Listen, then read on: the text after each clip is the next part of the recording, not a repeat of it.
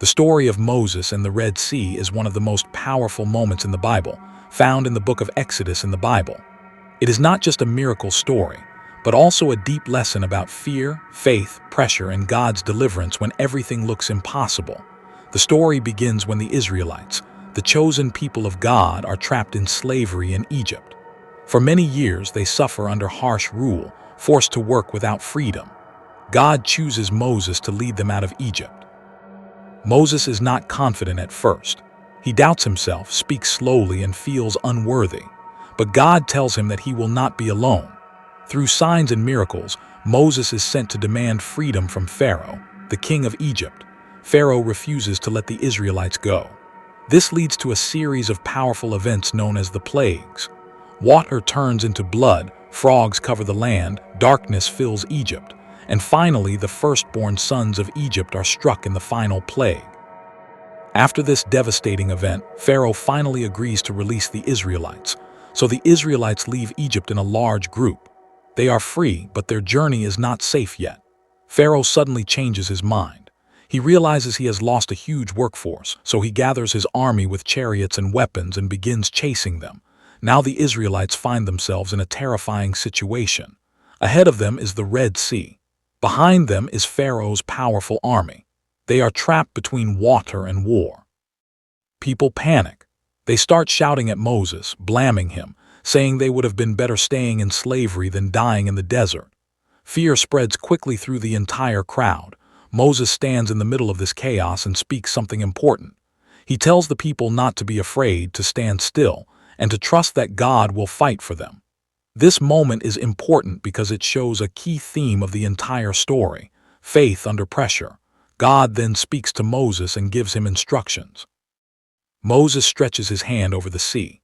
At first, nothing seems to happen, but then a strong wind begins to blow through the night.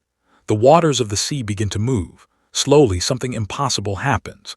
The sea splits into two walls of water and a dry path appears in the middle. The Israelites begin to move forward.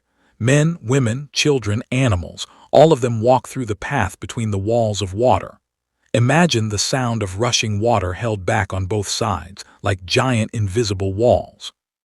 It is not just a small river crossing. It is a massive sea standing still by divine power. During this time, the Egyptian army continues chasing them into the same path. Their chariots enter the dry ground, thinking they can catch the Israelites. But then something changes. God causes confusion in their camp. The wheels of their chariots begin to get stuck. Panic spreads among the soldiers.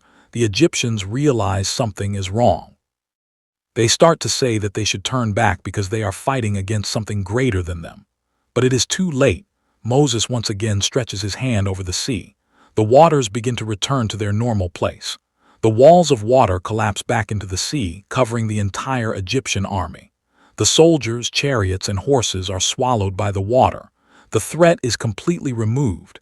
The Israelites, however, reach the other side safely. They stand on the shore, looking back at the sea.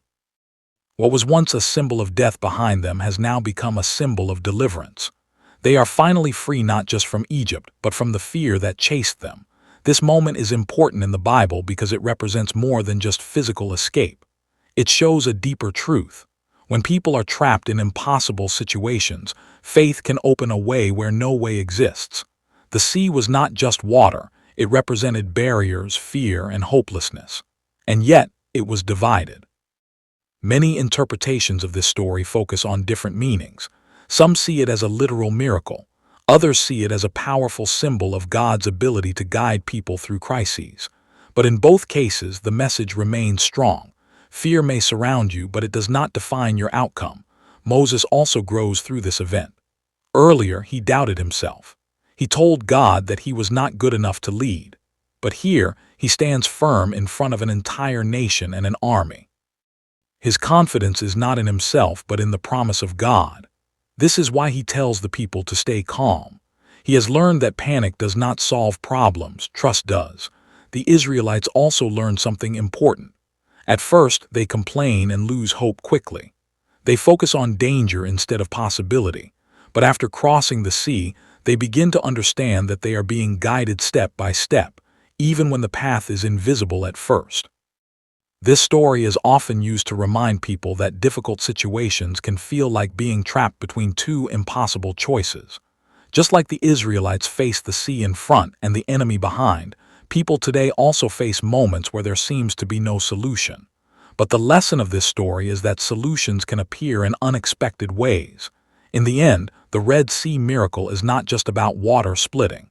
It is about transformation. Slaves become free people. Fear becomes faith. Panic becomes trust. And a trapped nation becomes a people with a future. The story closes with the Israelites safe on the other side, realizing that what they feared most has now been left behind. They are no longer prisoners of Egypt, and they are no longer prisoners of fear.